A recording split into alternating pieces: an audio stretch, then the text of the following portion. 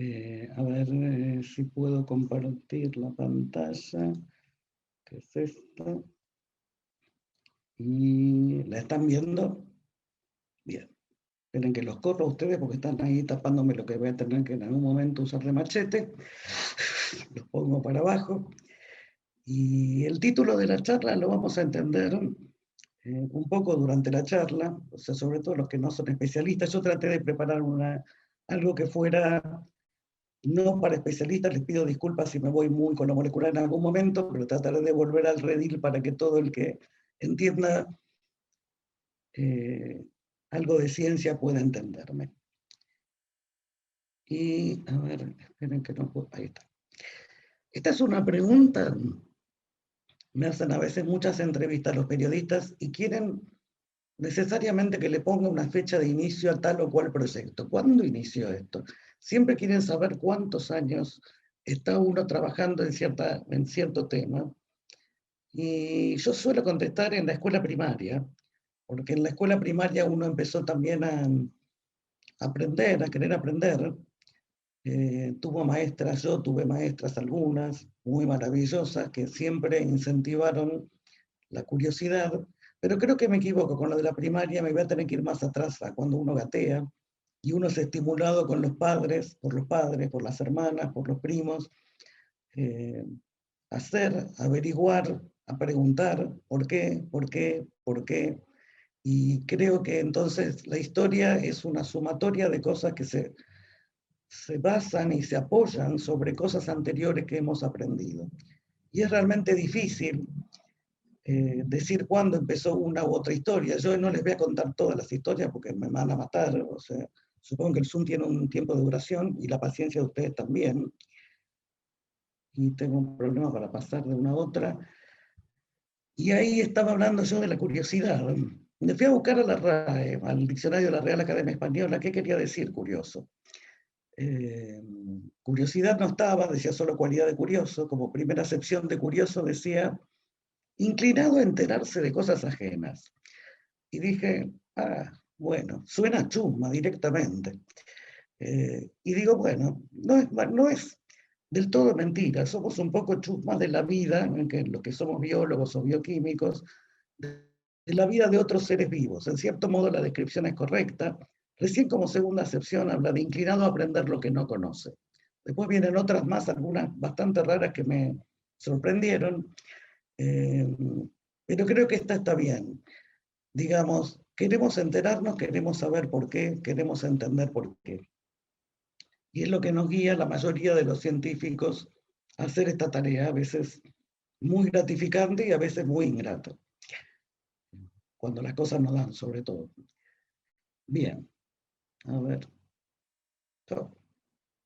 Y ahí voy a pasar muy rápido por mi etapa del CEFOBI, simplemente no porque no fuera importante, porque fue la etapa más formativa. Yo aprendí a usar el método científico acá. Aprendí a compartir con colegas, aprendí a hacer muchísimas cosas, pero la historia se hubiese hecho muy larga. Me voy a detener esta foto que Néstor me mandó ayer, digamos, yo no la tenía, y realmente estos eran mis compañeros, esto era el laboratorio 2. Ahí está Florencio Pedesta, ahora es director del CCT Rosario, Daniel González, mi colega continuo, el proto, Fernando Sonsini, le decíamos el proto porque no tenía beca en su momento, que sacaba la proteína dueñona a la membrana tilacoide hasta de los huevos duros, Alberto Iglesias, el pichón Viale, con mucho pelo, Néstor no está en esta foto, Estela Valle y Norita Calcaterra, está Elena, pero está como, es una foto vieja, a veces no se ven todos bien, Norita, que ayer estaba de coordinadora de la Comisión de Bioquímica, toda esta gente hizo hermosas carreras y contribuciones a la ciencia. Fue un grupo maravilloso y yo creo que ese grupo maravilloso fue el que nos forjó a todos para seguir adelante. Acá estamos, parece una foto muy alegre, pero en realidad estamos varados en San Martín de los Andes y vamos a un congreso en Pucón, al cual nunca llegamos. Llegamos en realidad, pero el último día se nos había pasado toda las fechas de nuestras presentaciones. No fue por culpa nuestra ni porque estuviéramos ahí tan de divertidos, sino porque se inundó, había llovido mucho, se inundó el paso de tierra. No había otra forma de pasar y quedamos de este lado junto con otro montón de argentinos que habíamos ido por tierra a ese congreso en el sur de Chile.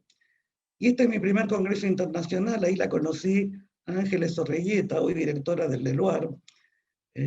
Las dos fuimos las únicas que sacamos, acá estoy yo mucho más joven, obviamente, y Ángeles también, y el doctor Parodi, que también está más joven en esa foto, cuando fuimos a este congreso internacional en Winnipeg, Canadá. Las dos sacamos las becas de la SAIB o de la PAPS, no me acuerdo quién daba la beca, y pudimos hacer ese viaje que fue toda una experiencia y un aprendizaje. Y la segunda etapa fue la biología molecular, porque la de la tesis fue más de bioquímica. Las fotos que tengo no eran buenas, así que está en la puerta del instituto, el Instituto de Biología Molecular de Plant, donde aprendí muchísimo de biología molecular. Me costó mucho al principio, me esperaban con una vincha, una pluma y con una carpa a cuestas. La mayoría de la gente que me recibió, no mi director, el profesor Bail, él conocía muy bien la Argentina, pero las otras personas del laboratorio no tenían idea, pensaban que uno no sabía nada, y la primera pregunta que me hicieron, me acuerdo, fue si sabía usar una pipeta automática. Así que el ingreso no fue bueno, pero después la permanencia sí, y me hice muy buenos amigos. Tampoco voy a mostrar todas las fotos de aquella época, porque si no los aburro y ustedes no los conocen. En esa época trabajé con la Rubisco de Eulena, lindo bichito Eulena gracilis, aunque difícil de romper para sacarle sus proteínas. Y esto es cuando estábamos paseando por Estrasburgo con el negro Cortés, que hoy ya no está. Él estaba haciendo el postdoc en Freiburg, que quedaba del otro lado del Rin. Y los fines de semana muchas veces venía a visitarme a Estrasburgo y pasábamos y paseábamos por una ciudad que era maravillosa, pero que siempre tenía ese cielo gris, gris y gris, salvo un mes al año, siempre estaba feo. Muy lindos momentos compartidos. Y ahora viene la tercera parte de la historia, que es la que voy a contar, y espero no alargarme mucho. Si me alargo mucho, corto en algún momento, y es toda la que parte utilizando lo que había aprendido de la fotosíntesis y todo lo que había aprendido de biología molecular con Eulena, en tratar de entender cómo hacen las plantas para adaptarse al medio ambiente. Esa es la pregunta biológica que llevó a toda la investigación, una pregunta absolutamente básica, convencida de que solo la ciencia básica de calidad va a dar una buena biotecnología. Y acá están las plantas que no evolucionaron con movimiento. Las pobres no se pueden mover a ningún lado, así que se tienen que aguantar cuando hay mucha luz, cuando hay poca luz, cuando hace calor, cuando hace frío, cuando vienen los bichos, cuando vienen las plagas, cuando no hay agua. Pero eso no quiere decir que no se hayan adaptado y logren no solo perpetuarse como especie, muchas, sino también sobrevivir y producir para nosotros, que somos la raza humana, el hombre en forma genérica, y alimentarnos de esto, porque ellas son las que hacen fotosíntesis, algo que no podemos hacer ningún animal, nos podremos mover, pero no podemos convertir energía lumínica en energía química. Ahora, ¿cómo hacen esto?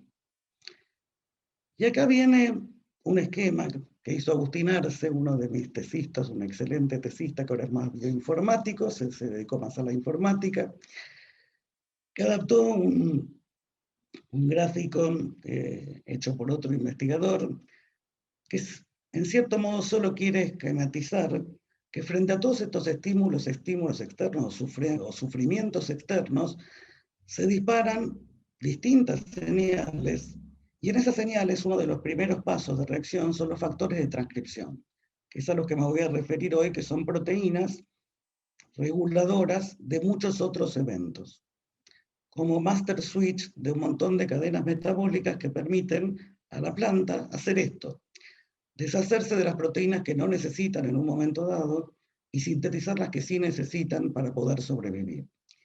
Ahora, como verán, esto es solo un esquema y es muchísimo más complejo que esto, porque hay muchísimos factores de transcripción, sus reacciones se cruzan, interaccionan entre ellos, y todas estas vías están cruzadas en algo muy complejo, que es muy difícil de abarcar y de estudiar. Y entonces uno quiere estudiar cómo las plantas se adaptan al medio ambiente. Y es como elegir un juguete en una juguetería. ¿Qué hacemos de todas estas proteínas y de todos estos genes? ¿Qué podemos estudiar? Porque obviamente ni el tiempo ni la vida de muchos alcanza para todo. Entonces hay que saber elegir. Y creo que ahí es uno de los secretos, cómo elegir y qué parámetros usar para elegir qué proteína estudiar o qué vía estudiar o qué gen estudiar.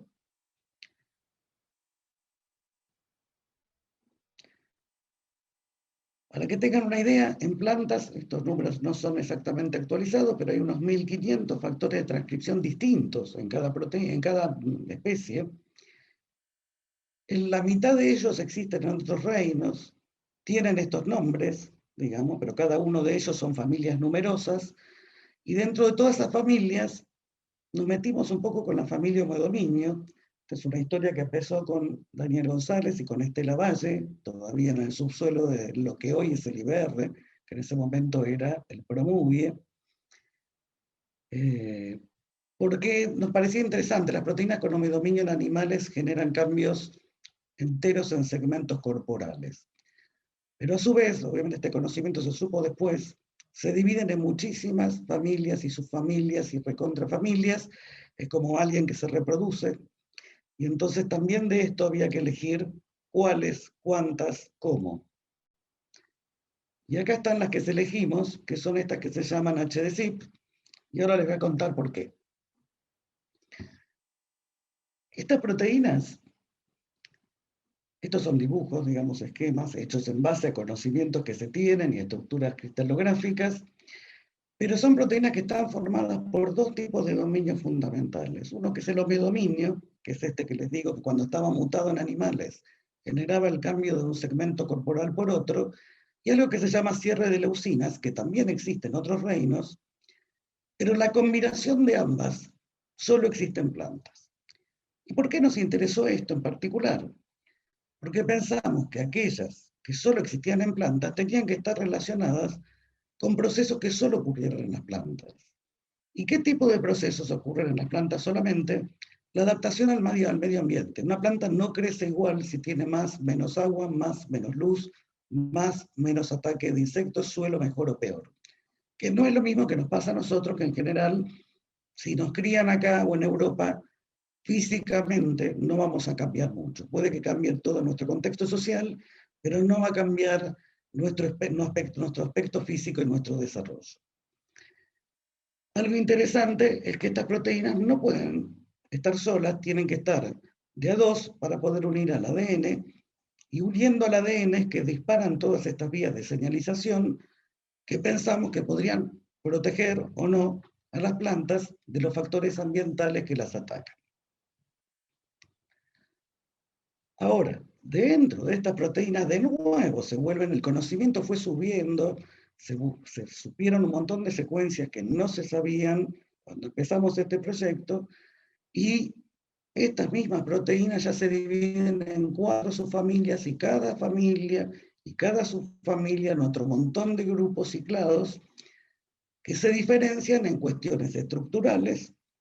Notoriamente, y esto lo puse acá porque siguen en parejas, en general son de a dos, han divergido de a dos en la evolución, y eso no quiere decir que sean redundantes. Son factores de transcripción muy poco redundantes, o sea que la mutación en uno genera realmente un fenotipo diferencial. Y acá me voy a acordar mucho de María Teresa Telesinión, que no sé si esto o no, que me dijo por allá por el año 2002, en un congreso de SAIB en Córdoba, en Carlos Paz: vos tenés suerte porque vos tenés fenotipo. No me acuerdo, no me voy a olvidar más de sus frases, porque era mutar algo y que hubiera un fenotipo diferencial, cosa que no es tan obvio con otro montón de genes que tienen otro par que los hace redundantes. Ahora bien, cada uno de estos genes se regula por cosas distintas. Aún los 17 que teníamos en Arabidopsis en una de las subfamilias, algunos por la luz, algunos por el frío, algunos por la salinidad, otros por la sequía, nuevamente venía una elección difícil. Y no solo había que elegir un gen, había que elegir una planta. ¿en qué planta estudiar esto? Y estamos hablando del año 1992-93, cuando no se conocía ni el genoma de Arabidopsis, mucho menos el de girasol, que se conoció recién en el año 2017,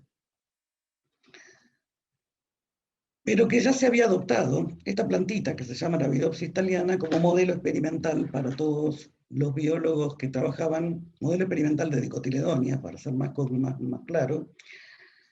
Y es una plantita que tiene muchas ventajas, se puede transformar, hay bancos de mutantes ahora.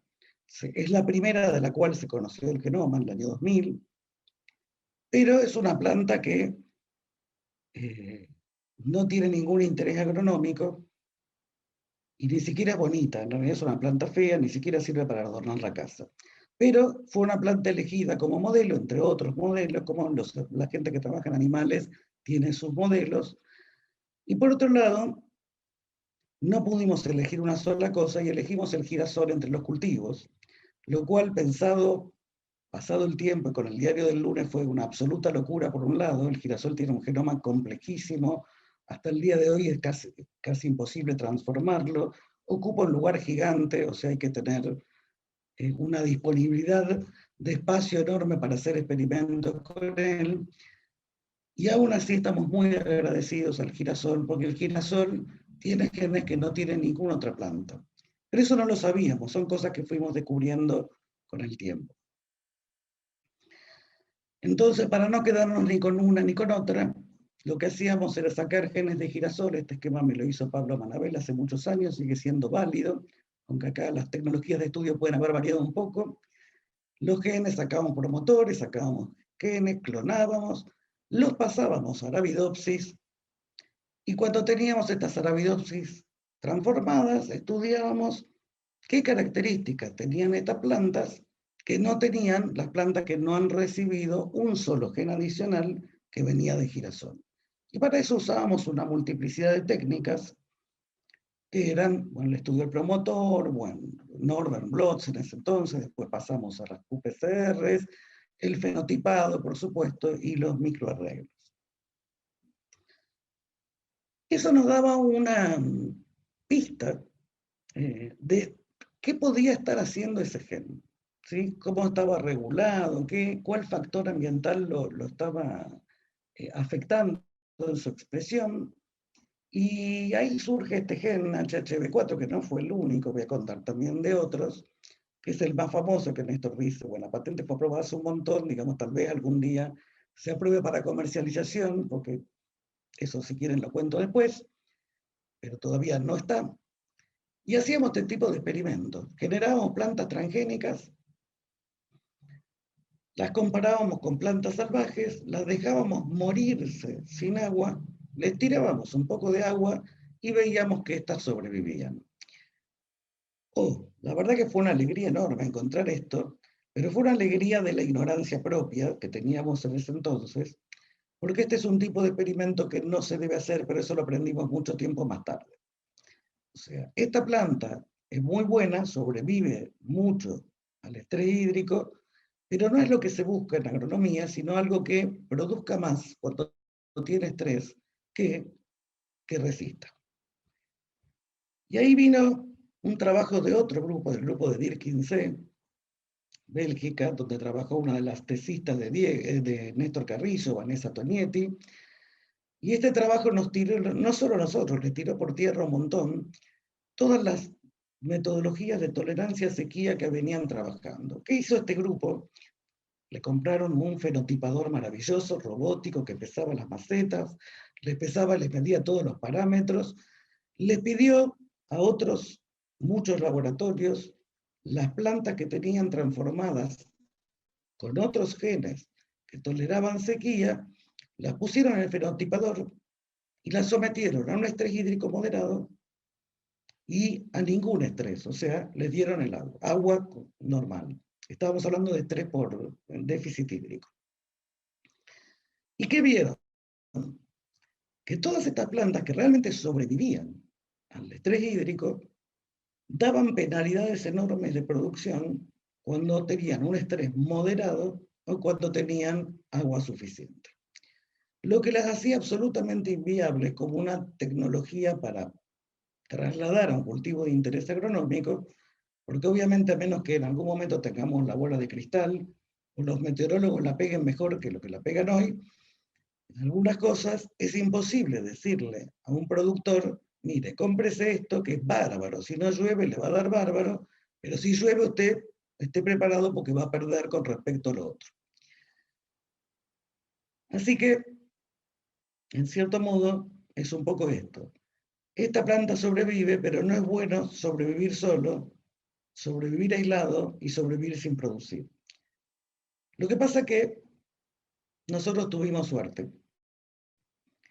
Y todas estas plantas que había probado Dirk Kinsey y todo su grupo, tenían una tolerancia a sequía que cursaba por un mecanismo de cierre estomático. ¿Qué es el cierre estomático? Es cuando las plantas ven que no tienen agua, cierran sus estomas para no dejar de transpirar y evaporar agua. El problema es que eso es bueno para las plantas, pero no es bueno para el hombre, porque también dejan de hacer fotosíntesis. Entonces, como dejan de hacer fotosíntesis, esas plantas no producen. Pero nosotros tuvimos la suerte de que la tolerancia a sequía que generaba el gen HHV4 cursaba por un mecanismo muy distinto. En realidad lo que hacía este gen era, en cierto modo y en un lenguaje más popular, era engañar a la planta y decirle que no había estrés hídrico. Lo que hacía que esa planta no se deciera, como esta salvaje, cuando tiene estrés hídrico, y que lo que hace la planta normalmente, como un instinto como natural, es florecer y dar semillas lo más rápido posible para generar descendencia. En cambio, las plantas que estaban transformadas con nuestro gen, estos son distintos promotores, no se daban cuenta, seguían verdes más tiempo y producían más. Es largo de contar todo este trabajo, pero por eso voy ahí medio salteando, pero al que le interese, bueno, ya está publicado hace muchos años. Y también, ya que hablamos de ciencia y también como enseñanza para los jóvenes, muchos de los resultados más interesantes que hemos tenido, y este no fue el único, resultaron casuales. Solo que hay que saber mirar.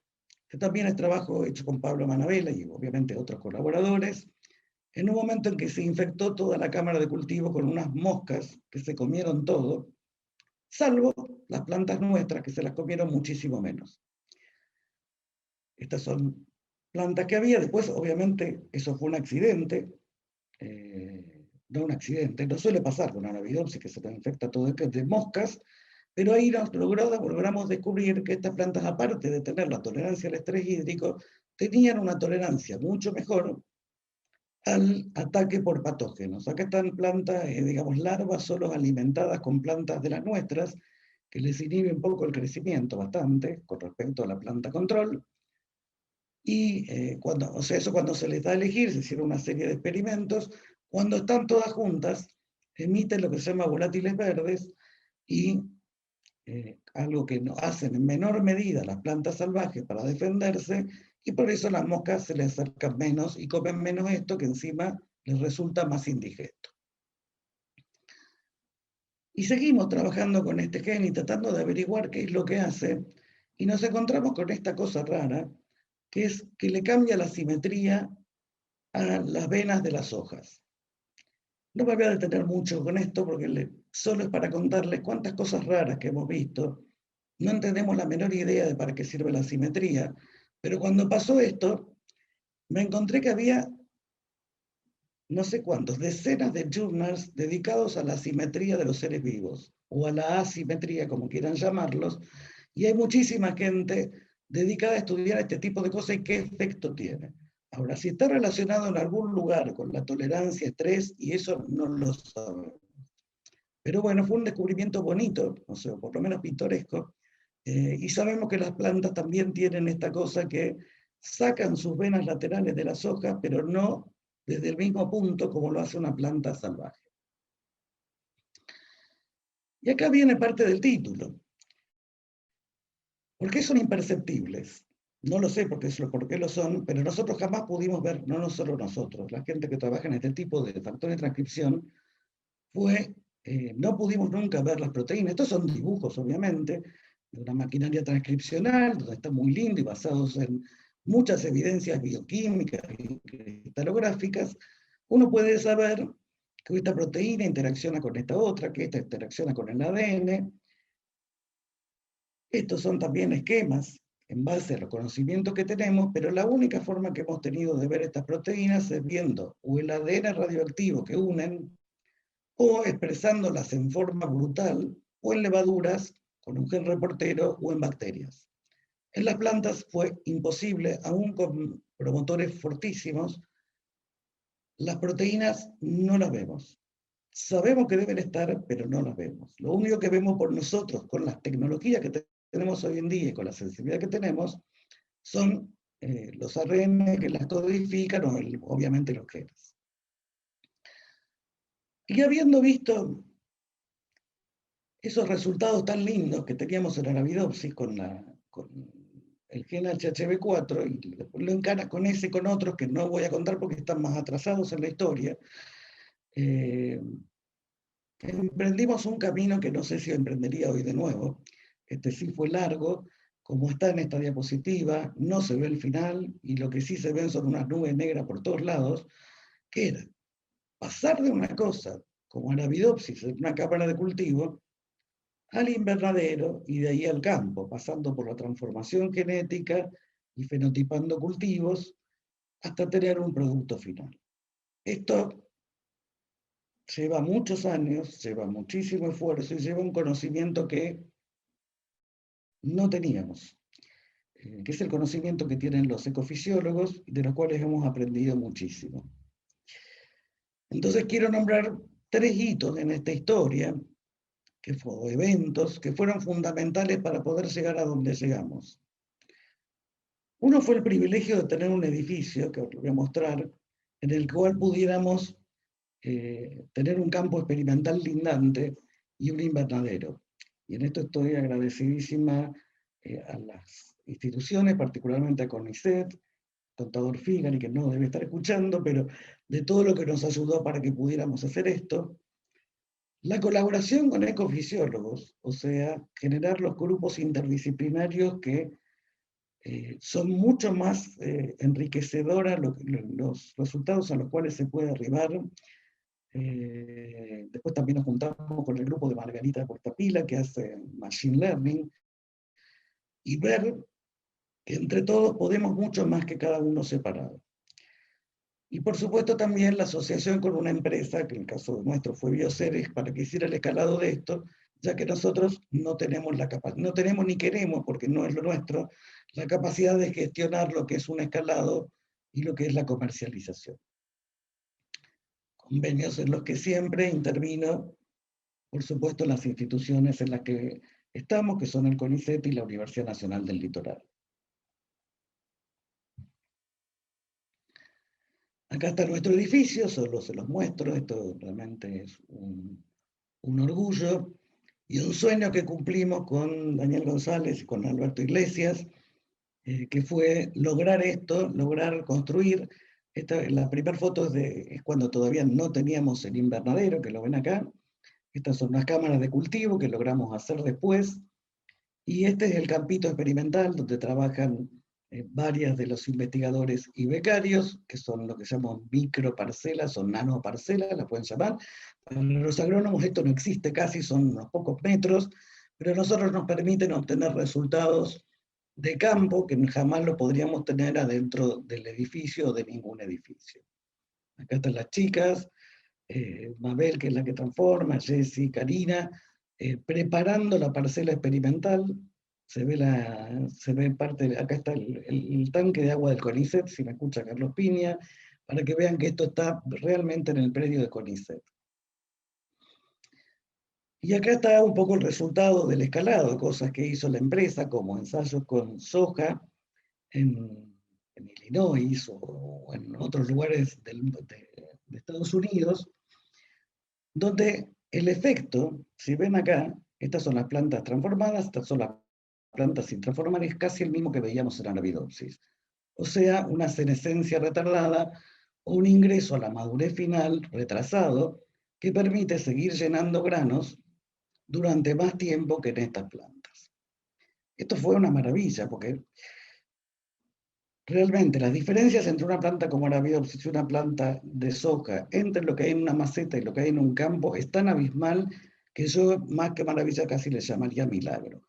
Y este es un ensayo hecho con trigo, también con HHV4, donde también pueden ver que la cobertura, palabra que aprendí de los ecofisiólogos, del control no transgénico y el transgénico es realmente muy diferente y que el gen está haciendo un efecto muy grande en lo que es la generación de biomasa. Y esto fue una sorpresa más grande todavía que la de soja, porque la de soja más que más es una dicotiledónea que produce aceite, el trigo es monocotiledónea, a otra familia totalmente alejada, y sin embargo este gen tiene sus encantos, se ve, y puede conquistar mundos que uno no hubiese imaginado. Estas son las plantas nuestras, al principio, cuando empezamos, en esta maceta donde no sabíamos si lo que tenía es sequía o realmente pobres se estaban muriendo de hambre y de luz.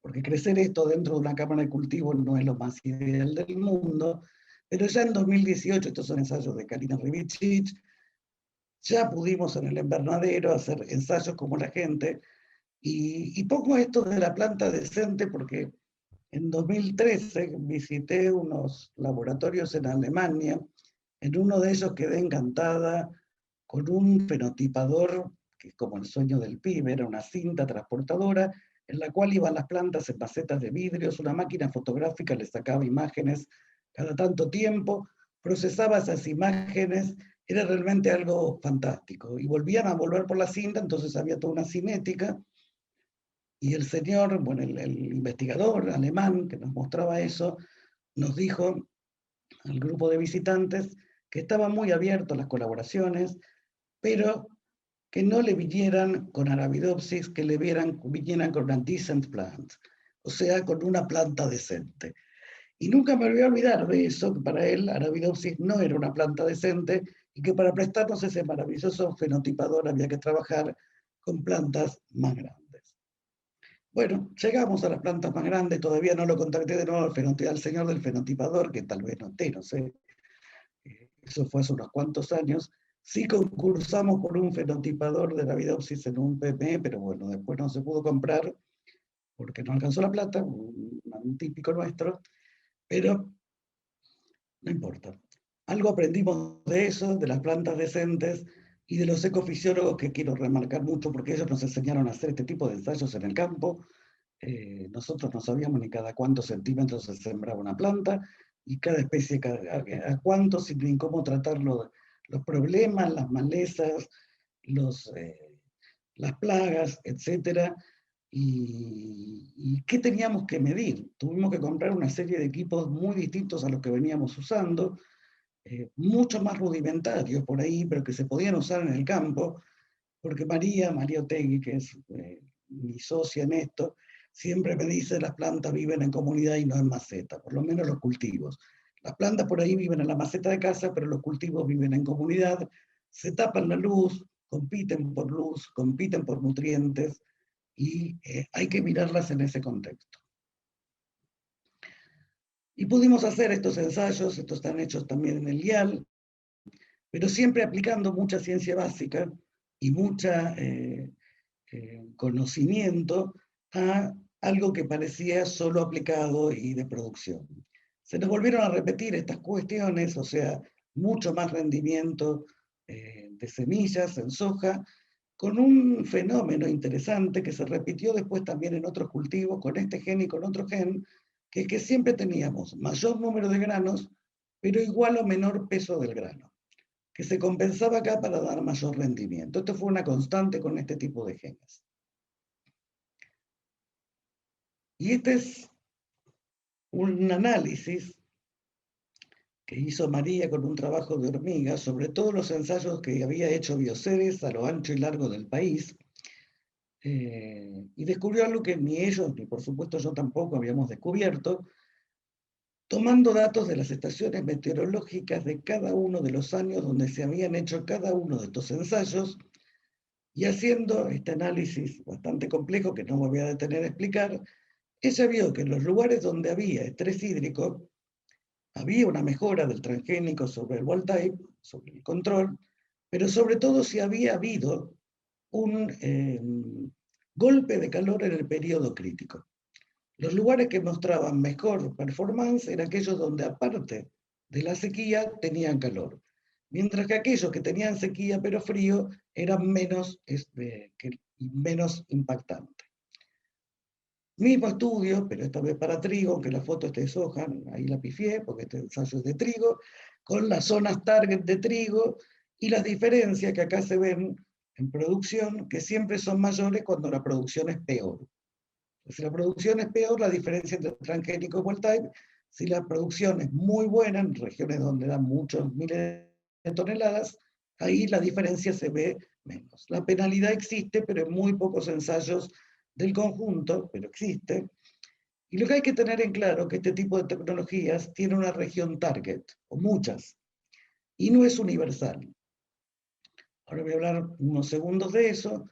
Acompañamos esto en este trabajo de Fernanda González, también del grupo de María Otegui, con toda la fenología del trigo para tratar de entender las diferencias y la correlación entre la expresión del gen HHV4 y la mejor productividad, que es unos ensayos que hizo Karina a partir de experimentos hechos en el diablo. Después de todo esto, no tenemos la menor idea de qué es lo que está haciendo este gen en las plantas, y todavía siguen mucho más abiertas las preguntas que las respuestas.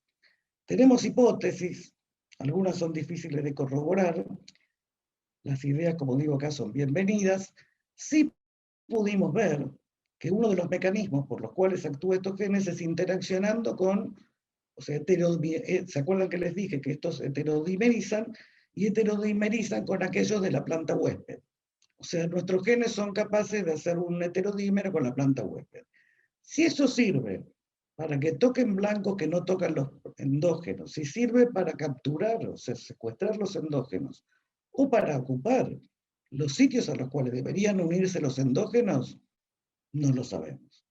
O sea que acá hay trabajo para muchísimas tesis al futuro y para que mucha gente siga tratando de investigar cómo funciona esto. Y con esto de las regiones targets, esta es una foto en el campo, esta es María, esta es Jessica, que trabaja mucho en el campo, y Manu, que es nuestro técnico, en el campo nuestro. Hicimos un análisis, que también escribimos un artículo de opinión que nos pidieron en el Journal of Experimental Botany, después de haber publicado el trabajo de trigo y de soja, de por qué estos transgénicos de segunda generación no están todavía en el mercado.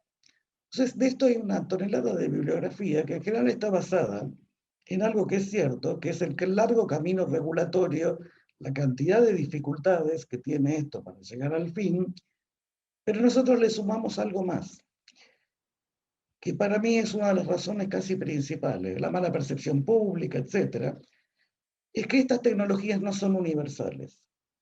Las dos tecnologías de transgénico que hay en el mundo son RR y BT. RR y BT funcionan acá, en la China, en Europa o en Estados Unidos, no dependen del ambiente, es un todo o nada. Este tipo de tecnologías de segunda generación, que se refieren a estrés de tipo abiótico, o sea, no biológico, tienen regiones targets donde funcionan y otras que no. El negocio no es tan universal. La inversión es muy grande y el negocio no es universal. Por otro lado, perdón, me fui de acá un poquito, pero porque los quería la foto de todos ustedes, me tapa, los corro de nuevo al costado. Ustedes lo ven, pero yo los tengo en un lado o en el otro. Lo que tiene, después del gene discovery, o sea, encontrar el gen en la Arabidopsis, transformar las otras plantas, multiplicar, pasar a un cultivo de interés agronómico, testear en el invernadero, testear en el campo, empiezan, estos números los hizo Federico Trucco de Indiar, si las cosas acá fallan, se perdió esto. Pero si fallan más adelante, se pierde también esto. Y si fallan más adelante, se sigue perdiendo plata. Entonces, esto es algo en lo cual las empresas no son tan favorables a hacer una inversión. Y si el negocio funciona, no es tan universal como el que tiene Monsanto, bueno, ahora Bayer con RR o con BT. Bueno, les terminé de contar de HHV4, pero aún con el camino sinuoso y todo, seguimos con otro, Les cuento uno más, que es el gen HHV11, de la misma familia, también de girasol, trabajos de Julieta Cabello, que mostraron que este gen generaba tolerancia a inundación, tanto inundación de la planta como a anegamiento. ¿Sí? Esto en inglés tiene dos nombres distintos. Bueno, en castellano también sería anegamiento e inundación. Y lo que tenía de maravilloso este gen, que cuando lo poníamos en Arabidopsis, casi triplicaba la producción en condiciones normales sin ningún estrés. También generaba tolerancia a sequía, pero casi por cierre estomático. O sea que esto no era una tecnología muy buena para tolerancia a sequía, se parecía más a estas que DIR 15 de Fenestró, pero sí para inundación y sí para producción. Y como ya estábamos en otra etapa de nuestro trabajo, nosotros pudimos hacer una gran parte del escalado, cosa que no pusimos hacer con HHV4. Se transformaron las plantas de maíz, de arroz y soja en el IAL, se reprodujeron en el IAL, se estudiaron en el IAL, y esas plantas dieron el maíz, que es otra especie muy alejada de la Arabidopsis, donde la estábamos probando, y de girasol, de donde provenía el gen, generaban un aumento de productividad, que está por acá, por lo menos en varias líneas. También somos un poco limitados, acá está la productividad, ¿sí? Este es el control B73, que es de donde salen, y este es un control que es el segregante nulo de estas plantas. También estudiamos todos los parámetros con ayuda y consejo de María. El índice de cosecha casi es menor, casi, que el que tienen las plantas control, o sea que no pasaba por ahí la diferencia. Estudiamos esto en varias generaciones de plantas, viendo que algunos de los parámetros, algunas de las características benéficas que confiere este gen se sostienen entre Arabidopsis y girasol en algunas de las generaciones, o sea, cuando son híbridos o cuando son líneas. Este es todo un estudio de híbridos y líneas, porque en el caso de maíz, particularmente, esto no es para arroz ni para soja, como existe lo que se llama el vigor híbrido, que genera muchísima más producción y es lo que se vende hoy en el mercado. Hay que generar híbridos para ver y comparar con algo que ya esté en el mercado. Y también, esto es trabajo también de Jessica Raineri, en el campo del dial, fue estudiar un poco por qué estas plantas toleran más, no solo producen más, como habíamos visto acá, sino que toleran más el anegamiento de esta estructura radicular de las transgénicas, que era muy interesante, en plantas anegadas, más área total de hojas, más biomasa, las raíces. Acá tienen un dibujo, una foto de lo que son nuestros ensayos a campo, y lo digo entre comillas, o sea, no lo escribo porque no tengo pizarrón, pero son silobolsas, porque el suelo es de arena y si no el agua escurre, que no robamos en ningún lado, claro, porque hubo otro robo de silobolsas, no fuimos nosotros, nos las donaron. Con la silobolsa hacemos una especie de piletón, el piletón lo inundamos y ahí ponemos las plantas de maíz.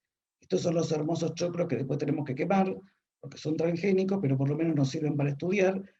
Los loros no le hacen asco y se los comen igual, no preguntan si están modificados genéticamente, y varias plagas de loros nos han arruinado más de un experimento. Y acá viene otro resultado casual, por eso se dije no fue solo el de HHV4 con los insectos, sino una tormenta que fue 3-4 de marzo, si no me equivoco, año 2018, o 2019, fue casi un tornado, se nos llevó puesta toda la planta que teníamos afuera en el campo, pero Jessica, que se repuso a eso, le encontró la vuelta, pudo cosechar lo que quedó en pie, y notoriamente de lo que quedó en pie, nuevamente, las plantas transgénicas tenían mejor rendimiento en el número de granos y mejor rendimiento total, así que se puso a estudiar un poco este fenómeno, al cual llamamos o equiparamos al de defoliación. O sea, ¿qué pasa con una planta que se le sacan las hojas en determinado momento? Y entonces vimos que este gen confería también una especie de tolerancia, llamémoslo, a las tormentas. Y todo esto nos lleva también a seguir mirando, porque muchas de estas cosas son en paralelo, o no están exactamente en la cronología, pero es la forma que encontré para contárselas.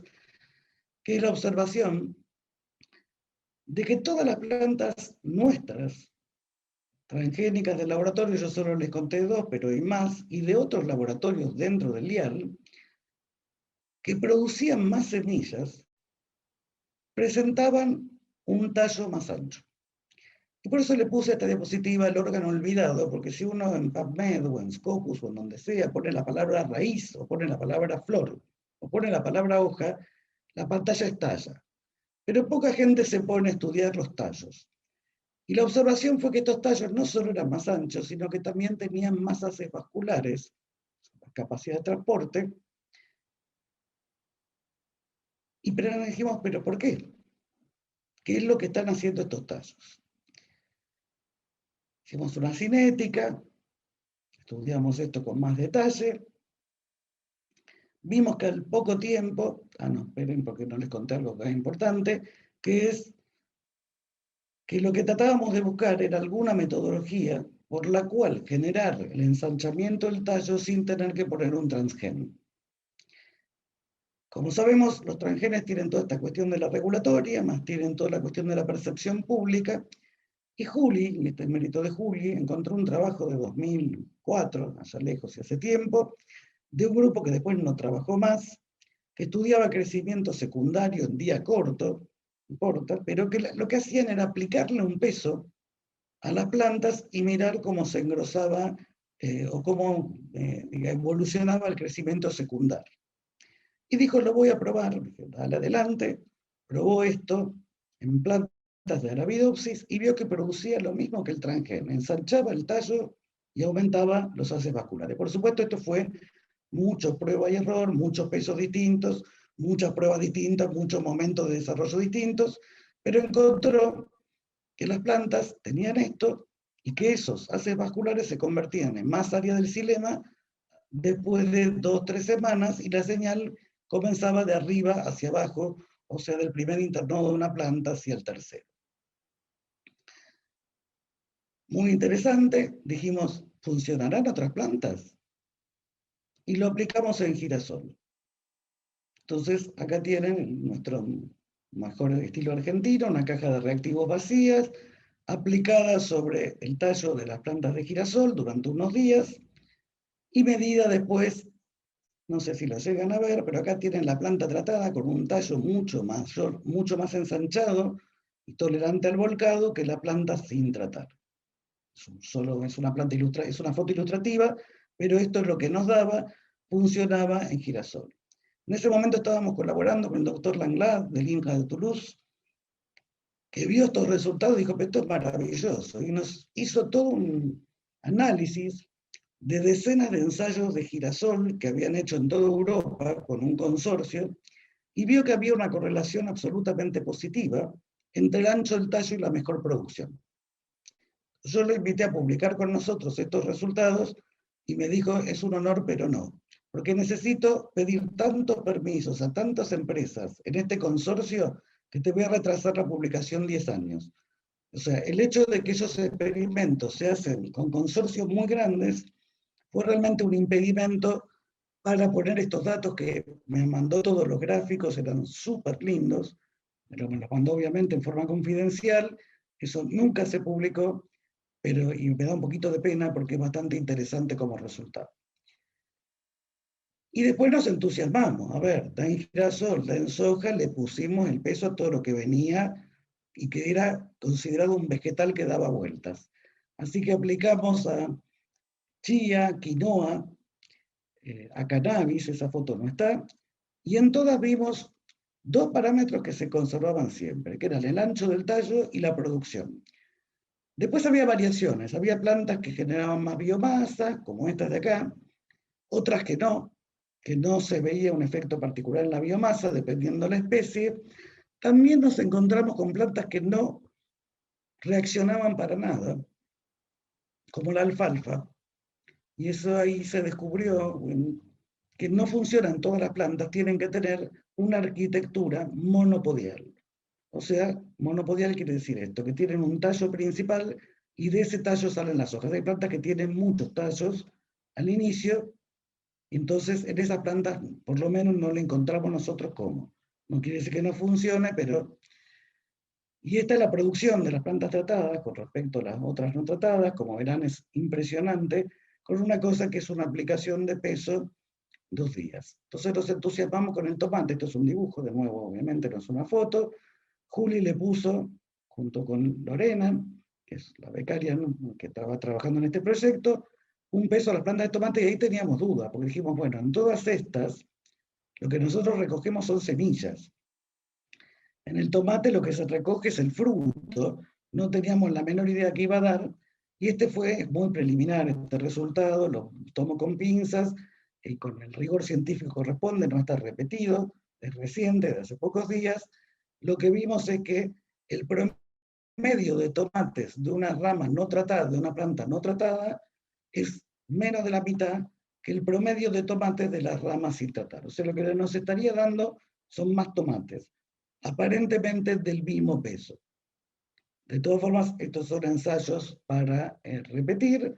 Este peso es un peso que se pone cuando tampoco está bien el dibujo, porque en realidad se pone cuando hay solo 2 hojas expandidas y el segundo par recién saliendo, y por 2 días, después se retira, y algún día tendremos estos dispositivos que nos diseñaron, que son mucho más bonitos que las cajas vacías o los broches de la ropa que les colgamos con distintos tubos de Eppendorf para simular el peso exacto de lo que necesitamos.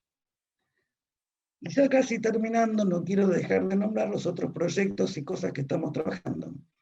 Una de las cosas que descubrimos haciendo un doble híbrido en levaduras con HHV11, este gen que genera mucha más producción en maíz, arroz y soja, yo solo les mostré maíz, es que interacciona con una proteína del citoesqueleto que se llama quinesina 13B. Y realmente fue algo muy sorprendente, trabajo muy bonito de Virginia Miguel, una becaria doctoral. No sabemos si lo que hace la quinesina es sacarlo del núcleo o llevarlo al núcleo. O sea, interacciona, pero no sabemos en qué camino viaja, porque no podemos saberlo, pero es muy interesante cómo van unidos del núcleo al citoplasma. Y algo más interesante aún es que HHV11 no puede hacer nada sobre una mutante de quinesina. Acá me equivoqué con la foto y puse las sobreexpresantes en lugar de poner las cruzas con las mutantes. O sea, las plantas que carecen de quinesina y fueron transformadas con HHV11 tienen el mismo fenotipo que una planta salvaje sin transformar. O sea, si no hay quinesina, HHV11 no puede. O sea, necesita realmente ese socio. Sabemos que la quinesina une otros factores nucleares, hemos probado con otros, no todos, pero, o sea, muchos dan negativo y otros dan positivo. O sea, es específica, pero no tan selectiva. Pero está cumpliendo una función de transporte y de vuelta de determinados factores nucleares de citoplasma a núcleo. Haciendo todo el trabajo de aplicación, nunca tratábamos de nunca olvidarnos de las preguntas importantes, que es ¿por qué? Y en por qué avanzamos con otras cosas como esta, que es un trabajo de Flor Perotti, también becaria doctoral, que encontró, estudiando este gen, que también es de la misma familia, pero es de Arabidopsis, se llama THB23, que el programa genético de las raíces secundarias no es igual que el de las terciarias. Algo que se daba casi por hecho, que todo lo que sale para el costado tiene el mismo programa genético. Bueno, pero no. Este es el modelo, podemos hablar como 1 hora solo de este experimento, de todos los experimentos que llevaron a este modelo, pero es muy interesante saber que no es lo mismo una raíz terciaria que una raíz secundaria. Y tienen programas genéticos diferentes. No solo eso, este gen, que parece así, parecía como que era de los menos importantes, nadie le había dado mucha bolilla en la bibliografía. Cuando este gen falta, o sea, esto ni siquiera es una mutante, es una planta silenciada, nunca obtuvimos mutantes. Cuando está en sal, las plantas directamente no pueden vivir, pierden sus amiroplastos, y sin los amiroplastos no pueden sentir la gravedad. O sea que este gen, aparte de tener esta importancia, el desarrollo de raíces laterales, tanto secundarias como terciarias, es fundamental para la vida de la planta en sal, lo cual nos da a futuro también otra herramienta biotecnológica. Y también este trabajo de Fiorella, otra de las becarias doctorales, en otra parte de la planta, que no tiene nada que ver con las raíces, sino en los nodos pedicelos y licuas, interacciona con un primo que se llama PHL1, que pertenece a la familia MIPCC, otro factor de transcripción, sin los cuales no hay transporte, no hay transporte muy brutal, hay un menos transporte de fotosintáteos hacia las silicuas y las plantas pierden, sobre todo las oleaginosas donde probamos, pierden la posibilidad de sintetizar lípidos. O sea, tienen menos lípidos. Al tener menos fotosintatos, tienen menos lípidos, lo cual es una gran desventaja. Esto sí faltan los genes. Y por último, otro de los hermanos de esta familia, que es el gen ATHB40, que trabaja Katia Mora, otra de las chicas que está haciendo tesis doctoral, que tiene otros dos hermanos. Este es al revés que ATHB23. Cuando este gen está mutado, las plantas son muy felices en la sal, mientras que cuando está, no son tan felices. O sea que en este caso tendríamos una hermosa herramienta para edición génica. Y bueno, acá voy a terminar para no hacerla más larga. Yo no te lo copié a vos, Néstor, pero puse lo de todo tiempo pasado fue mejor, como una reminiscencia a nuestra última foto, diciembre de 2019, fiesta de fin de año. Estamos sin guardapolvo. Era el brindis de fin de año, ni sabíamos lo que era la pandemia. Había un virus que andaba por China y 3 meses después tuvimos que cerrar el instituto y los laboratorios. Fue un momento de mucha alegría, estamos contentos en esa foto, de muchos logros hechos durante el año, y bueno, ya volverán, digamos, y tendremos estos tiempos de nuevo y reuniones presenciales. No quiero dejar de agradecer a toda la gente, o por supuesto que no van a estar todos, porque es imposible poner a todos, pero pongo a los actuales, Jessy, que se mata trabajando en el campo, y que debe ser la única persona que sabe de biología molecular y también de ensayos a campo. Virgi, que es como el metro patrón del entusiasmo. Virgi todo le encanta, todo es feliz cuando da un experimento, se enoja cuando no le dan. Juli con Lore, que son las que trabajan tratando de elucidar qué les pasa a las plantas cuando se les pone peso. Flor con las raíces, Karina con los ensayos de campo, Katia con ATHB40, Fío que sufre ahí con las rachas de mala suerte, con las silicuas, que son material difícil para trabajar. Estos son los estudiantes de grado que están haciendo la tesina. Los colaboradores del IAL, Elina Welchen, Caro y Valentina, que están trabajando en la edición génica de arroz. No conté nada de eso, hubiese sido muy largo. Es algo que anda muy lindo, también obteniendo tolerancia a salinidad. Mabel, que transforma las plantas. Manu, el técnico de campo.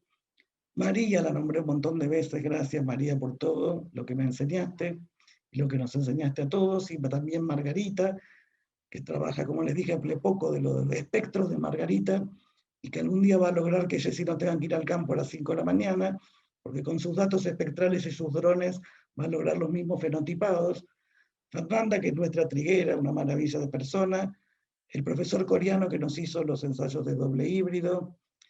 Los distintos grupos que tuvimos en el laboratorio, o sea, los jóvenes mostré los que están ahora, pero están los que estuvieron, los que se van, los que cambiaron, los que hicieron otras carreras. Nuestra primera foto en Santa Fe, digamos, en el laboratorio de la planta baja de la Facultad de Bioquímica. Sembrando girasoles en la terraza de la Facultad de Bioquímica, nuestros primeros ensayos con girasol. Estos ya son en el LIAL, estos son en la Facultad de Bioquímica. Agustín, Mati Capella, que está en Alemania, Agustín con un montón de pelo, Pablo Manabela, no sé si lo reconocen acá porque es alguien con, y Fede Ariel, cuando trabajamos en el 4.º piso. Esta también es en la facultad, no es en el campo del IAL, todavía estábamos en la facultad. Un montón de otros colaboradores, no voy a nombrar a todos, voy a agradecer particularmente a Vicky Castro, que me ayudó con la estética de mi presentación. Si hubiese sido por mí, era medio toda blanco y negro. Ella le puso un poco de color, le mejoró la letra y unas cuantas cosas más. En cuanto a la estética, Vicky es comunicadora, la verdad que es una ayuda excepcional. Emilio, que nos hace toda la administración, sin la cual la ciencia no podría vivir. y Pablo Ortiz que arregla todo lo que se rompe y lo que no se rompe también. O sea, no hay forma de trabajar sin tener a Pablo Ortiz en el instituto. Y por supuesto a la familia y a los amigos. Es una foto vieja, cuando estaba mamá, mis hermanas, Mónica, Mirta, gracias. Mis dos hijos, Mati, que está ahora en Francia, confinado también, David estudiando, esto en un viaje que pudimos hacer, prepandemia, y por supuesto a todos mis amigos de la vida que no tienen nada que ver con la ciencia, así que no están en ninguna de estas fotos, pero que siempre son un apoyo excepcional, un aire, una forma de salir por un momento de algunos problemas y a veces encontrar las mejores soluciones hablando con gente que no hace esto. El IAL, antes en la misma fecha, diciembre de 2019, toda la gente del instituto, felices, contentos, festejando, algunos probablemente pasados de copas, y muchas gracias a todos.